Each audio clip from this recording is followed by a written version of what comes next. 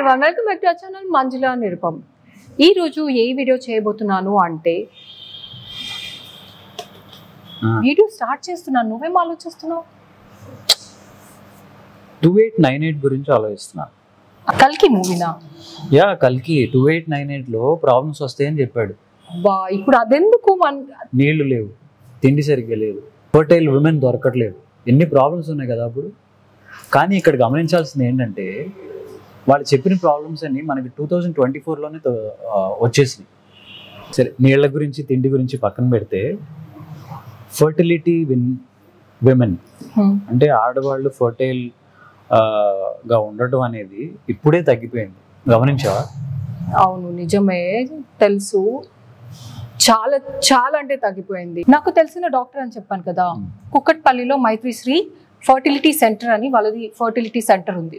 So మనం అక్కడికి వెళ్ళి మనకున్న డౌట్ని మనము తెలుసుకొని మా ద్వారా మా ఆడియన్స్ కూడా తెలియనిద్దాం.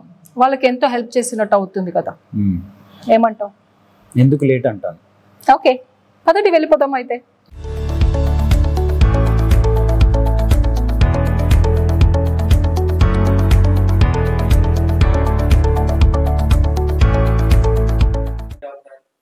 హలో అండి, how are you? What a pleasant surprise. ఏంటి అసలు అయినా మీరెందుకు క్లినిక్ లో? చెప్తా. చాలా ఒక సమాజం మీద ఒక బాధ్యతతో భావితరాలు ఏమైపోతాయి అన్న ఆందోళనతో వచ్చాం. సరే, మాకు తెలియకుండా ఏదేదో అనుకోవడం ఎందుకు, డాక్టర్ని అడిగి క్లారిఫై చేసేసుకుందాం. And at the same time జనాలకు కూడా ఒక మంచి ఇన్ఫర్మేషన్ ఇచ్చినట్టు అవుతాం కదా అని మీ దగ్గరకు వచ్చేసాం అనమాట. And more over me side నుంచి చెప్పినప్పుడు జనాలకు కూడా చాలా బెటర్ గా అర్థమవుతుంది. అదే, మాకే ఇన్ని డౌట్స్ ఉన్నప్పుడు మామూలు జనానికి, పెద్ద చదువుకోని వాళ్ళకి, వీళ్ళ మైండ్లో ఇంకా చాలా డౌట్స్ ఉంటూ ఉంటాయి కదా. వేరేజ్ మనం 2024లో ఇప్పుడే ఆ ఫేజ్లో ఉన్నాం. చాలా అలాంటి ప్రాబ్లమ్స్ చాలా వింటూ ఉన్నాం. ఫర్టిలిటీ గురించి, పిల్లలు సరిగా పుట్టకపోవడం గురించి, ఇట్లా రకరకాలు.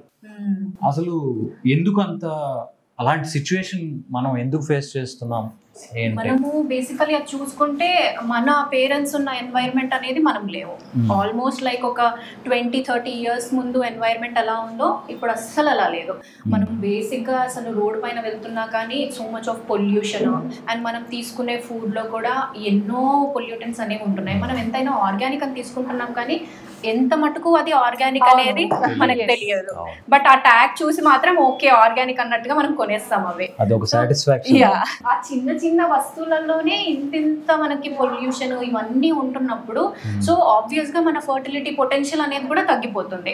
ముందు కాలంలో ఇంకా పెళ్లి అనేది ఎప్పుడు అయ్యేది వాళ్ళకి, ఆడవారికి ఒక 17 years 18 years ఆ లోపల పెళ్లి అయిపోయేది. ఇప్పుడు ఆల్మోస్ట్ 30 రీచ్ అయ్యే వరకు ఎందుకు మన క్యారియర్ అని, మనం చదువుకోవాలని, టూ మెనీ కమిట్మెంట్స్. సో ఇవన్నిటి వల్ల కూడా లేట్ మ్యారేజెస్ అనేవి అయిపోతున్నాయి. సో ఈ రీజన్స్ వల్ల మనకి ఫర్టిలిటీ ఇష్యూస్ అనేవి చాలా క్రాప్ అప్ అయిపోతున్నాయి. అంటే ఫుడ్ విషయంలో ఏమన్నా జాగ్రత్తలు తీసుకోగలిగితే ఈ ప్రాబ్లం ఓవర్కమ్ అవ్వచ్చా? ఫుడ్ విషయంలో కొంచెం మటుకు ఓవర్కమ్ అవ్వచ్చు. అంటే లైక్ ఇప్పుడు ఫర్ ఎగ్జాంపుల్ ఈవెన్ మనం వాడే కాస్మెటిక్స్ కూడా, దాంట్లో కూడా ఎన్నో పొల్యూటెంట్స్ అనేవి ఉంటున్నాయి. ఇప్పుడు ఈ మధ్యకాలంలో చూస్తే చిన్న పిల్లలు కూడా మాకు నెయిల్ పాలిష్ కావాలి, మాకు లిప్స్టిక్ కావాలి ఇవన్నీ అంటున్నారు. సో అవన్నీ యాజ్ అ పేరెంట్ మనం కొంచెం కట్ డౌన్ చేయగలిగితే వాళ్ళ ఎన్వైరన్మెంట్ మనం చేంజ్ చేయగలము. అండ్ ఫుడ్ విషయానికి వచ్చేస్తే we can avoid junk food. Junk food లాంటివి మనము అవాయిడ్ చేసుకోగలిగితే, అండ్ ప్లాస్టిక్ ఆల్సో కదా. జంక్ ఫుడ్ విన్నావా? జంక్ ఫుడ్ ఒక్కటే కాదులే, అంటే everything. But it's like complete గా అవాయిడ్ చేయడం అనేది ఎవరి వల్ల కాదు. వన్స్ ఇన్ అ వైల్ మనం తీసుకోగలిగితే బెటర్ ఉంటుంది. అండ్ ఈ మధ్య టీనేజర్స్ కూడా చాలా ఎంత వెయిట్ గెయిన్ అవుతున్నారు. సో అక్కడి నుంచే మనకి ఇష్యూస్ అనేవి స్టార్ట్ అవుతున్నాయి. సో మన బేసిక్ లైఫ్ స్టైల్లో కొంచెం చేంజెస్ అనేవి చేసుకోగలిగితే that would be better. And for example ఇప్పుడు ఫీమేల్స్లో చూసుకుంటే నార్మల్గా మనం ఏమనుకుంటాము, ఏజ్ ఎక్కువైనప్పుడు ఈ ఎగ్ నెంబర్ తగ్గుతుంది అన్నట్టుగా అనుకుంటాం. బట్ ఈవెన్ ఇప్పుడు 20s ఉన్న అమ్మాయిలకు కూడా ఎగ్స్ అనేవి తగ్గిపోతున్నాయి. వాళ్ళు కూడా ఫర్టిలిటీ ట్రీట్మెంట్స్కి రావాల్సిన అవసరం అనేది వస్తుంది. అండ్ ఇదే కాకుండా ఈ మధ్య కాలంలో మీరు చూసినారా, ది మేల్ ఇష్యూస్ అనేవి కూడా చాలా ఎక్కువగా అయిపోతున్నాయి. Not only female, males are facing incidents అనేది ఎంత ఎక్కువైపోయింది అంటే అసలు ఆల్మోస్ట్ లైక్ ఈ మధ్య 10లో ఒక 5 పేషెంట్స్ అనేవి మేల్ ఫర్టిలిటీ ఇష్యూస్ తోనే వస్తున్నారు. సో ఆ ఇన్సిడెంట్స్ కూడా చాలా ఎక్కువైపోయింది. ఇప్పుడు మీరు అలా అంటే నాకు ఒక డౌట్ వచ్చింది. ఇప్పుడు మేల్ ఫర్టిలిటీ ఇష్యూ వచ్చినప్పుడు కూడా మనం సాల్వ్ చేసుకోవచ్చా? Yeah, definitely. అండ్ ఇంకొక యాక్చువల్గా సొసైటీలో ఒక స్టిగ్మా ఏంటి అంటే మేల్స్లో ఇష్యూ ఉంది అని వాళ్ళు చెప్పడానికి అసలు ముందుకి రారు. ఈ మధ్య కొంచెం అవేర్నెస్ అనేది వచ్చి కొంచెం బెటర్గా ఆ రిసెప్టివిటీ అనేది వస్తుంది. సో వాళ్ళకి బేసిక్ ఒక టెస్ట్ చేయించుకోవాలంటే కూడా వాళ్ళు ఎలా ఉంటారంటే, ఫర్ ఎగ్జాంపుల్ ఒక అమ్మాయి వచ్చింది, ఆ అమ్మాయి 6 to 8 months ట్రీట్మెంట్ తీసేసుకుంది, కానీ అప్పటి వరకు వాళ్ళ హస్బెండ్ అసలు ఈవెన్ సెమెన్ అనాలిసిస్ టెస్ట్ అనేది కూడా చేయించుకోలేదు. ఎందుకమ్మా అంటే నాలోనే ప్రాబ్లం ఉందమ్మా అంటున్నారు అని. చూసారా, even though we are in 2024 ఇంకా అది. సో ఈ పాయింట్ మీద ఒక సూపర్ హిట్ సీరియల్ తీసాం మేము. Exactly. And we should be thankful to you, ఎందుకంటే అంత మంచి పాయింట్ అనేది అసలు మీరు హైలైట్ చేశారు అందులో. వీళ్ళ కార్తీక దీపం సీరియల్ లో మేల్ ఫర్టిలిటీ అనేది కూడా, అంటే మేల్ ఇన్ఫర్టిలిటీ ఇష్యూస్ అనేవి కూడా ఉంటాయని అట్లీస్ట్ కొంచెం అవేర్నెస్ అన్నా వచ్చింది పబ్లిక్ కి చెప్పాలంటే. సో ఇప్పుడు సరే, పిల్లల్ని ఇప్పటి నుంచి జాగ్రత్తగా పెంచడం అనేది ఒక ప్రివెంటివ్ మెజర్. ఓకే, ఇప్పుడు చేయి దాటిపోయిన సిచ్యువేషన్ లో ఉంటే అప్పుడు ఇంకా మనం ట్రీట్మెంట్స్ కి రావాల్సి వస్తుంది. ఓకే, సో ఇప్పుడు ఇష్యూస్ ఉన్నాయి అంటే ఇప్పుడు వచ్చి డాక్టర్ ని కలిసిన తర్వాత తెలుస్తుంది కదా, అప్పుడు వాళ్ళు లైక్ ఏ ట్రీట్మెంట్ కి వెళ్తే బెటర్ గా ఉంటారు? అంటే ఇవి మందులతో క్యూర్ అయిపోయే ట్రీట్మెంట్స్? మందులతో కూడా అవుతాయండి. ఎర్లీ స్టేజెస్ లో మనం ట్రై చేసినప్పుడు, ఫర్ ఎగ్జాంపుల్ ఇప్పుడు PCOD అని చాలా వినుంటారు. వాళ్ళకి బేసిక్ ప్రాబ్లం వచ్చేది ఇప్పుడు వాళ్ళకి జస్ట్ ర్యాండమ్ గా ఒక స్కాన్ చేసేసి మీకు PCOD ఉంది అన్నట్టుగా ట్యాగ్ చేసేస్తారు చాలా మంది. సో అలాంటి వాళ్ళు అయ్యో మాకు అప్పుడే PCOD వచ్చిందా, మేము ఏం చేయాలి? అండ్ ఈవెన్ వాళ్ళ పేరెంట్స్ కూడా చాలా టెన్షన్ పడతారు, అసలు వీళ్ళకి ఫ్యూచర్ లో పిల్లలు పుడతారా లేదా అనేది. సో ఇదంతా మనము, but it can be reversed. Okay, మనం ట్రీట్మెంట్ అనేది తీసుకున్నప్పుడు, మెడికేషన్ తీసుకున్నప్పుడు డెఫినెట్గా ఇలాంటి కండిషన్స్ కొంచెం రివర్స్ చేసుకోవచ్చు. వాళ్ళలో మెయిన్ ప్రాబ్లం ఏమవుతుందంటే ఎగ్ సరిగ్గా రిలీజ్ అవ్వదనమాట. సో మనం ఏదో ఒకటి చేసి వాళ్ళకి ఎగ్ రిలీజ్ అయ్యేలాగా చేసామంటే వాళ్ళకి కన్సెప్షన్స్ వచ్చేస్తాయి. ఒకవేళ టాబ్లెట్స్తో అవ్వట్లేదు, నెక్స్ట్ ఆప్షన్ అనేది IUI, IVF ఇలాంటి ట్రీట్మెంట్స్కి ఇంకా మనం వెళ్ళాల్సి వస్తుంది. మేల్ ఇన్ఫర్టిలిటీ విషయానికి మనం వచ్చేస్తే కొన్నిసార్లు ఇంకొకటి ఏంటి అంటే, యాక్చువల్గా మనము ఈ టెస్ట్ సెమెన్ అనాలిసిస్ చేసినప్పుడు చాలామంది ఒకటే టెస్ట్ చేయించుకొని మీకు తక్కువ ఉంది అన్నట్టుగా వాళ్ళకి ట్యాగ్ చేస్తారనమాట, ఆల్రెడీ కౌంట్ తగ్గిపోయింది అని. బట్ ప్రాబ్లం ఏంటి అంటే అట్లీస్ట్ ఒక 2 టెస్ట్ అయినా కానీ ఉండాలి.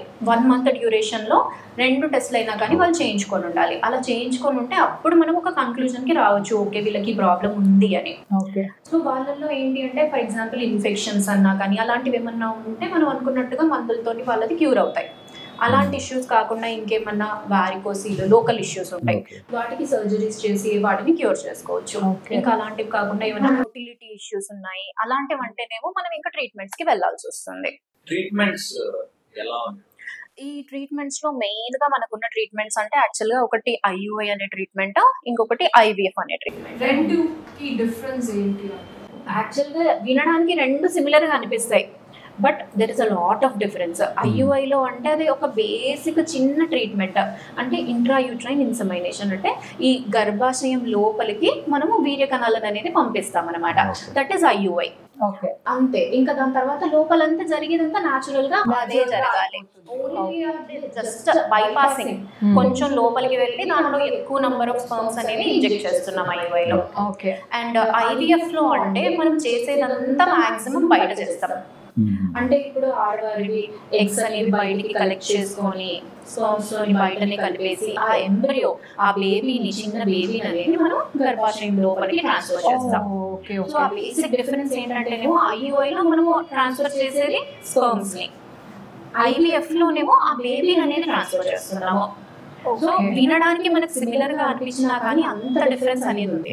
సో వాట్ ఎవర్ విమెన్ కడుపులో జరగాల్సిందంతా బయట జరిగిపోతుంది. ఎగ్జాక్ట్లీ. Oh my god. ఆ బయట జరిగే ఆ ప్రొసీజర్ నే మనం ఇప్పుడు IVF అండ్ నార్మల్ భాషలో మనము టెస్ట్ ట్యూబ్ బేబీ అన్నట్టుగా అంటుంటాం అనమాట. అంటే మనము తెలుసుకున్నాము ఓరలీ. సో ప్రాక్టికలీ బేబీ బయట తయారవుతుంది కదా, IVF అన్నారు కదా. చాలా క్యూరియస్ గా ఉంది. ఒకసారి మాకు తయారయ్యేది ఏం చూపించారు, ప్రొసీజర్ చెప్తారు అంతే. ఫ్యాక్టరీకి వచ్చి నేను ఎలా తయారవుతుందో చూడాలని ఒకసారి అది చూపిస్తారా? Definitely now we can see the procedure. మనం ఓటీకి వెళ్దాం ఇంకా. సో ఇప్పుడు మనము IVF ప్రొసీజర్ ఎలా ఉంటది అనేది చూద్దాము. ఇది మన IVF OT అండ్ ల్యాబ్. వెళ్దాం లోపలికి. ఓకే.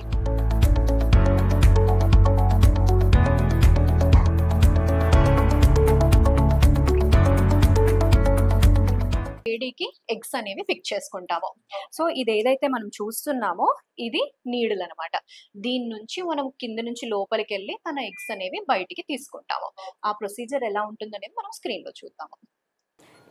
ఇప్పుడు ఇక్కడ ఏదైతే మనం చూస్తున్నామో after injections stimulated ovaries. So ఇప్పుడు మనము ఇక్కడ పికప్ అనేది చేస్తాం. ఈ నీడిల్ అనేది లోపలికి పాస్ చేసి ఆ ఎగ్స్ అనేవి ఆస్పిరేట్ చేస్తాం. ఇప్పుడు ఈ ఫ్లూయిడ్ ఏదైతే ఉందో మనము ఎగ్స్ ఏవైతే పిక్ చేసినామో ఆ ఫాలిక్యులర్ ఫ్లూయిడ్ అంతా మనము ఆ ట్యూబ్స్ నుంచి తెచ్చి ఇక్కడ దీంట్లో ఆ డిషెస్లో వేస్తాం. తర్వాత మన ఎంబ్రియాలజిస్ట్ ఆ ఫ్లూయిడ్లో నుంచి ఎగ్స్ అనేవి ఏవైతే ఉంటాయో అవన్నీ సపరేట్ చేసుకొని ఇంకొక డిష్లో వేసుకుంటారు. ఆ డిష్ నుంచి మళ్ళీ మనము ఇక్సీ చేస్తాం. ఇందాక మనము ఎగ్స్ అనేవి కలెక్ట్ చేసుకున్నాం కదా. సో ఇప్పుడు ఆ ఎగ్స్ అనేవి ఎలా ఉంటాయి అనేది మనం ఇక్కడ చూద్దాము. ఓకే. ఇప్పుడు ఈ స్క్రీన్ లో చూస్తున్నవన్నీ మనం ఇందాక పిక్ చేసుకున్న ఎగ్స్. ఓకే. దీని లోపలికి మనము స్పర్మ్స్ అనేవి ఇంజెక్ట్ చేస్తాము. అంటే ఇక్సీ ప్రొసీజర్ అంటారు దాన్ని. ఓకే.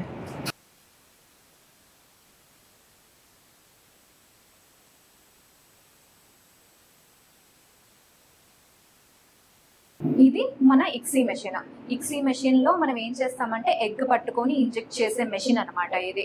ఆ నీడిల్స్ కనబడుతున్నాయి కదా, దాంతో మనం ఒకటి ఎగ్ పట్టుకుంటాము, ఒకటేమో స్పర్మ్ అనేది ఇంజెక్ట్ చేస్తాం దాని లోపలికి. పిక్ చేసిన ఎగ్స్ కి ఇక్సీ ప్రాసెస్ అనేది చేస్తున్నాం. స్పర్మ్ లోపలికి వెళ్ళింది, ఆ నీడిల్ లోపలికి వెళ్ళింది చూడండి. సో ఆ స్పర్మ్ అనేది ఇప్పుడు మనము ఎగ్ లోపలికి ఇంజెక్ట్ చేస్తాం. ఇప్పుడు మన ఎంబ్రియాలజిస్ట్ ఎగ్ లోపలికి ఇక్సీ అనే ప్రాసెస్ అనేది చేస్తున్నారు. సో ఇది మనం పిక్ చేసుకున్న ఎగ్. ఆ నీడిల్తోని మనము ఆ హోల్డింగ్ అంటారు దాన్ని ఎగ్ అనేది పట్టుకుంటున్నాం. పట్టుకొని ఈ నీడిల్ లోపలికి ఏదైతే మనము స్పర్మ్ అనేది ఇంజెక్ట్ చేసుకున్నామో ఆ స్పర్మ్ని మళ్ళీ మనం తీసుకెళ్ళి ఎగ్ లోపలికి ఇన్సర్ట్ చేస్తున్నాం. సో ఈ ప్రాసెస్ని ఇక్సీ ప్రొసీజర్ అంటారు. అంటే ఇంట్రాసైటోప్లాస్మిక్ స్పర్మ్ ఇంజెక్షన్. అది చిన్నగా స్పర్మ్ లోపలికి వెళ్తుంది చూడండి అక్కడ నీడిల్లో. ఇప్పుడు ఆ నీడిల్ లోపలి ఎగ్జాక్ట్లీ అది అలా స్విమ్ అవుతా లాగా మెల్లిగా వెళ్తుంది. సో ఇప్పుడు వెళ్ళి ఎగ్ లోపలికి డిపాజిట్ అయిపోయింది. ఇన్సర్ట్ చేస్తారు కదా, అలా హౌ మెనీ ఎగ్స్ కి ఇన్సర్ట్ చేయాల్సి వస్తుంది? నార్మల్ గా ఇప్పుడు జనరల్ గా లేడీకి ఒక 7 to 10 ఎగ్స్ ఉన్నాయి అంటే ఆ ఎగ్స్ అన్ని మనం పిక్ చేసుకొని అందులో ఎన్నైతే బాగున్నాయో ఆ ఎగ్స్ కి మాత్రమే మనం ఇంజెక్ట్ చేయగలము.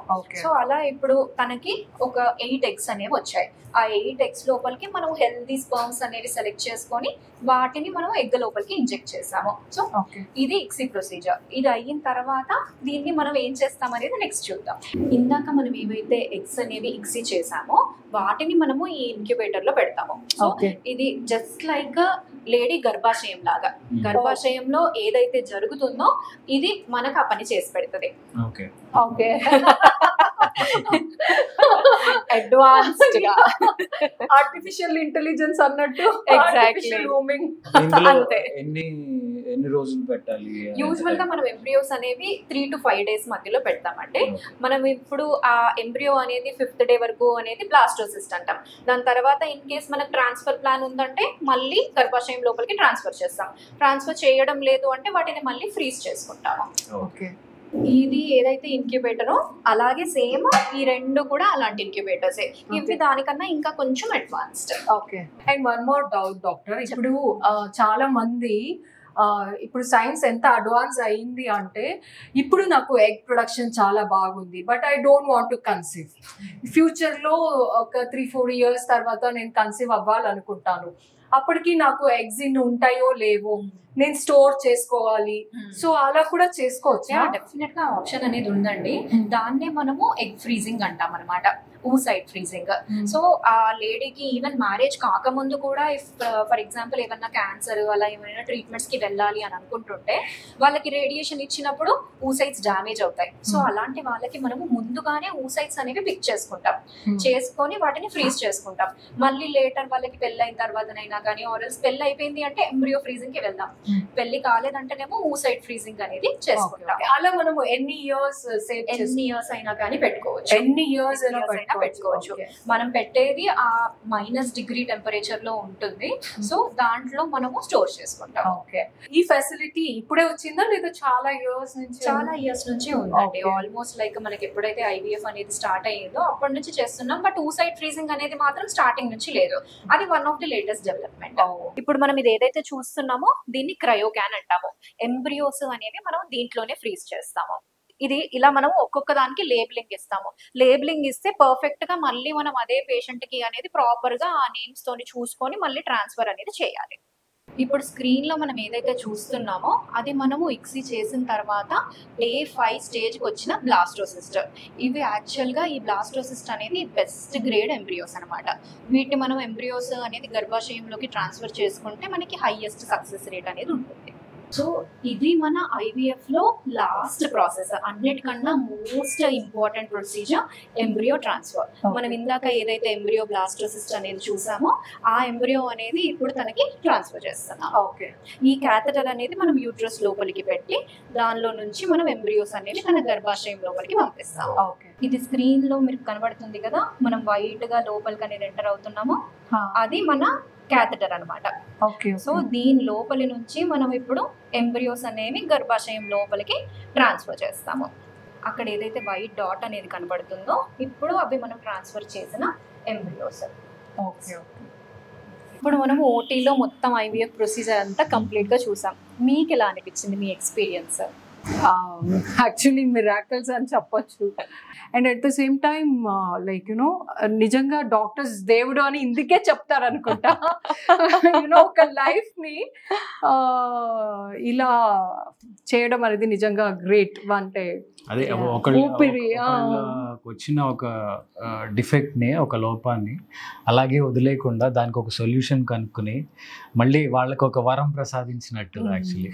బట్ దీంట్లో మనం చేసే పని ఏంటి అంటే మనం ఓన్లీ ఒక పార్ట్ అనేది ప్లే చేస్తున్నాం, మొత్తం అంతా అంతే అంతే అంతే అంతే అంటే ఇక్కడ కూడా మనము మీరు ఇందాక చూపించినట్టు ఎగ్ కి మీరు ఇన్సర్ట్ చేస్తారు కదా, that is also very important కదా. కరెక్ట్ గా ఇన్సర్ట్ చేస్తేనే ఏదైనా అవుతుంది. మనం పని అనేది కరెక్ట్ గా చేస్తే తర్వాత దేవుడు చూసుకుంటాడు.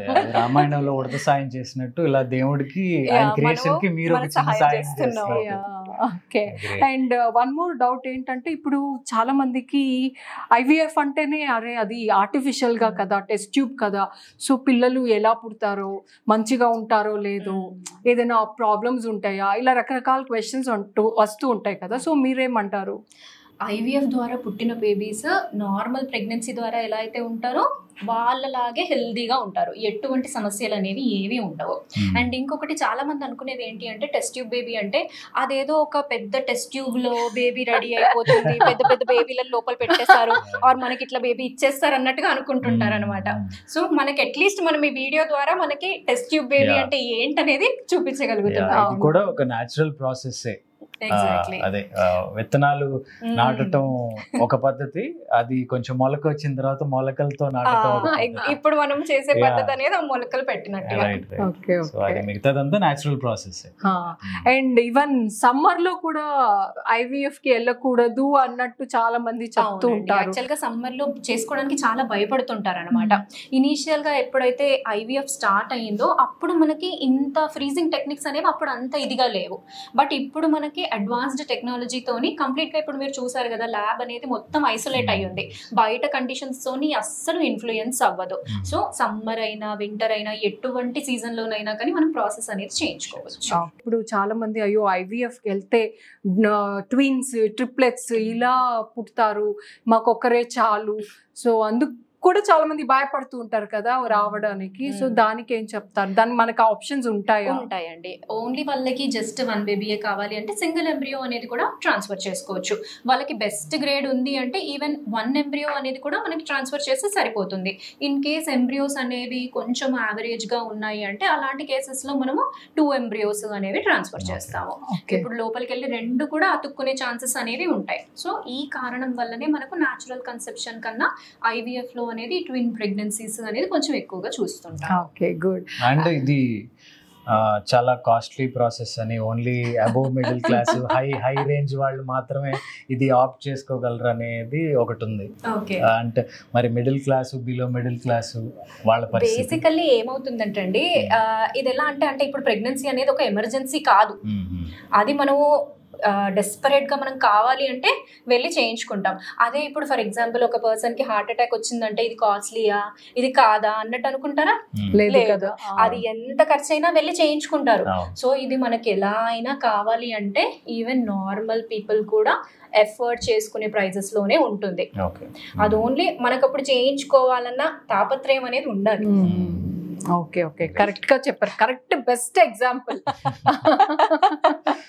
ఇది ఒక గుడ్ థింగ్ అనే చెప్పొచ్చు. ఐఎమ్ వెరీ ప్రౌడ్లీ అండ్ అంటే ఇక్కడ మైత్రి శ్రీ హాస్పిటల్లో సక్సెస్ రేట్ అనేది షార్ట్ పీరియడ్లో చాలా ఎక్కువ ఉంది కదా. So I'm very much happy for that.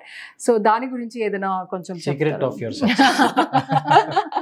అదేంటంటే అండి, నార్మల్గా ఇప్పుడు ప్రతి పేషెంట్ని అంటే వాళ్ళకి ఎలా ఉంటుందంటే మనము వాళ్ళ షూలో ఉంటే ఎలా అయితే ఉంటుందో ఆ విధంగా మేము ప్రతి పేషెంట్ని పర్సనలైజ్డ్ కేర్ అనేది తీసుకొని ఒకవేళ వాళ్ళకి బాగాలేదు అంటే మళ్ళీ వాళ్ళకి ఎక్స్ప్లెయిన్ చేసి అవసరమైతే ఇంకోసారి ప్రొసీజర్స్ చేసి అన్ని ట్రాన్స్పరెంట్గా వాళ్ళతో డిస్కస్ చేసిన తర్వాతనే ఎటువంటి ప్రొసీజర్ అయినా కానీ చేస్తాము. So that is the reason for our success. మీరు కమర్షియల్ డాక్టర్ లా కాకుండా ఒక ఇంట్లో మనిషిలాగా మాట్లాడి అందరికి ఎక్స్ప్లెయిన్ చేసి నా ఫ్యామిలీ మెంబర్ వస్తే ఎలా అయితే నేను చేస్తానో ప్రతి పేషెంట్ ని నేను అలాగే ట్రీట్ చేస్తాను. అది చాలా చాలా ఇంపార్టెంట్. నిజంగా బాండింగ్ అనేది ఉంటే ఈవెన్ పేషెంట్స్ కూడా చాలా ఏంటి హోమ్లీగా ఫీల్ అవుతారు, కంఫర్ట్ జోన్ ఫీల్ అవుతారు. దానివల్ల even they feel safe. So which is very important. చాలా వరకు మాకున్న మిత్స్ కానీ అనుమానాలు కానీ మేము బయట నుంచి విన్న డౌట్స్ కానీ సో అన్నీ మీకు ఎక్స్ప్రెస్ చేసాము. మీరు అన్నిటికీ చాలా క్లియర్గా ప్రాసెస్ ఎలా జరుగుతుంది అనేది మేము యాక్చువల్లీ అది చూడగలమని ఎక్స్పెక్ట్ చేయలేదు, బట్ మీరు కల్పించారు. Very nice. అండ్ దీని ద్వారా చాలా మందికి ఒక ఈ ప్రాసెస్ మీద ఒక అవగాహన వచ్చి ఉంటుంది, ఒక క్లారిటీ వచ్చి ఉంటుందని నమ్ముతున్నాం. సో చూసారు కదా, అంటే ఈ వీడియో త్రూ మీకు చాలా తెలిసిందనే అనుకుంటున్నాము. మీకు ఏదైనా ఒక చిన్న డౌట్ ఉన్నా సో మీరు ఏదో అనుకోకుండా ఫస్ట్ అయితే వచ్చి డాక్టర్ని కన్సల్ట్ చేస్తే అది మెడిసిన్ త్రూనా లేదా ట్రీట్మెంటా ఏం చేయాలి అనేది చెప్తారు. అండ్ ఆల్సో మైత్రి డాక్టర్ కుకట్పల్లిలో ఉంటారు. మీకు వాళ్ళ అడ్రస్ డీటెయిల్స్ ఎవ్రీథింగ్ నేను డిస్క్రిప్షన్లో మెన్షన్ చేస్తాను.